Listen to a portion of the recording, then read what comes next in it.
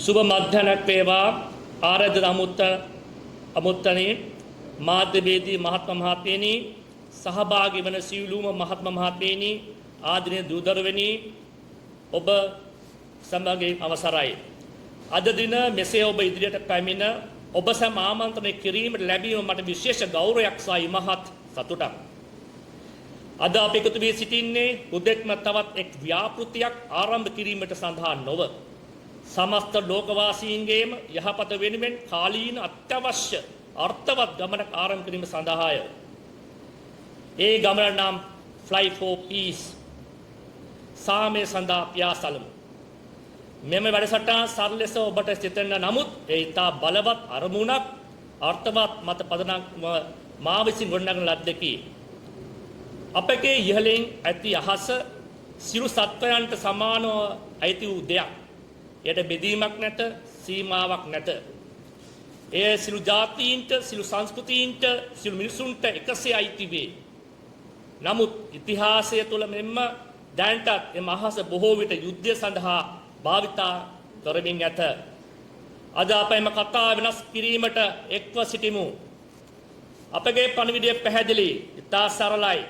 ගුවන් යුද්ධය සඳහා නොව ගුවන් හුස්ම ගැනීමටයි.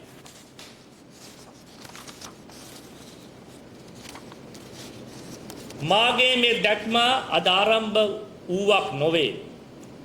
මම ප්‍රථම වරට සාමය සඳහා පියාසලමු යන සංකල්පය හඳුන්වා දුන්නේ 2024 වර්ෂයේදීය. 2024 අගෝස්තු මාස 13 දින නුවරඑළියේ වික්ටෝරියා උද්‍යානයේ ලේඩි වෙබඩන් අනුස්මාර ලෝක සාම වෘක්ෂ ඉදිරිපිට ලෝක සාමය සඳහා වූ මෙම දැක්ම ඉදිරිපත් කිරීමට අවස්ථාවක් මට හිමි විය. එම අවස්ථාවේදී නුවරඑළිය මහනගර සභාවේ හිටපු කොමසාරිස් ඉෂාන් විජේතිලක මහතා අපට ඔහුගේ වටිනා සහයෝගය ලබා දුන්නේය. අද අපි මෙම දැක්ම ගෝලීය වේදිකාවට ගෙන යන මොහොතේ ඔහුගේ දායකත්වය ගෞරවයෙන් සිහිපත් කරමි. මෙම පණිවිඩය ලෝකයට ගෙන යාම සඳහා අප තෝරාගෙන ඇත්තේ සරල නමුත් විශාල අර්ථයක් ඇති ලොකු කුඩා කාටත් එකසේ රස විඳිය හැකි සංකේතයක්. මොකක්ද මේ සංකේතය? සරුංගලය බෙදන්නේ නැත. සරුංගලය ඔබව බීතිරපත් කරන්නේ නැත. සරුංගලය අපවත් ගුවනත් එකිනෙකා සම්බන්ධ කරයි.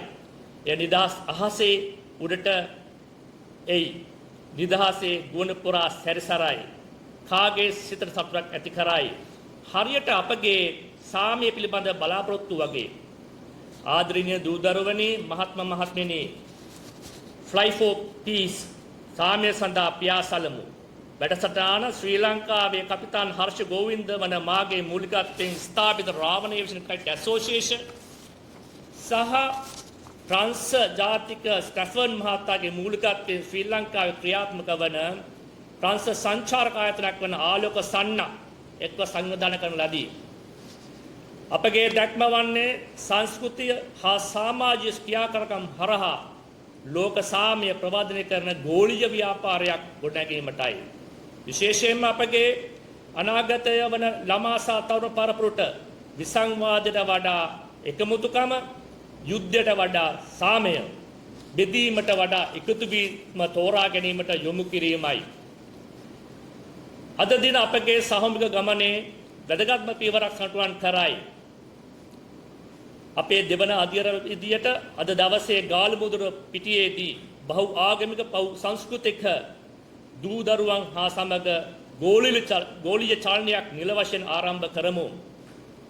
එමෙන්ම මෙම ගෝලීය චලනය සාම සිදු කරන තැන ලෝක සාම පරිශ්‍රයක් ලෙස ප්‍රකාශපත් කිරීමට අප සතුටු වෙමු.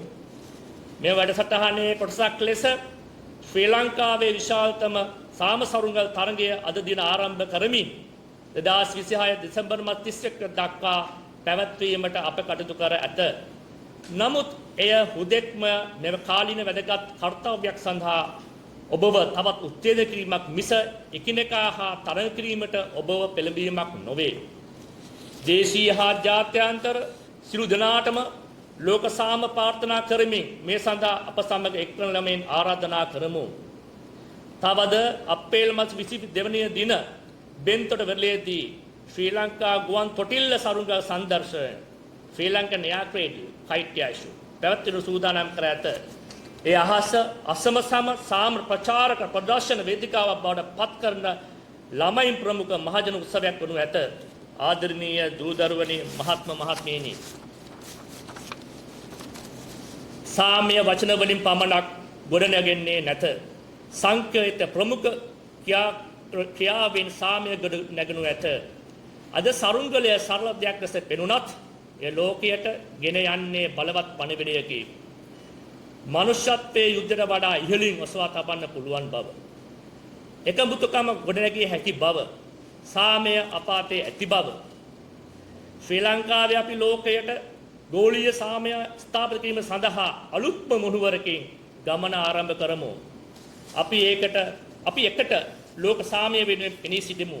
අපි එකට ලෝක සාමය වෙනුවෙන් ක්‍රියා කරමු. අපි එකට එකම ප්‍රාර්ථනාවකින් සරුංගලයක් ක්‍රියාසර කරමු. අහස යුද්ධය සඳහා නොව සාමය සඳහා. ස්තුතියි.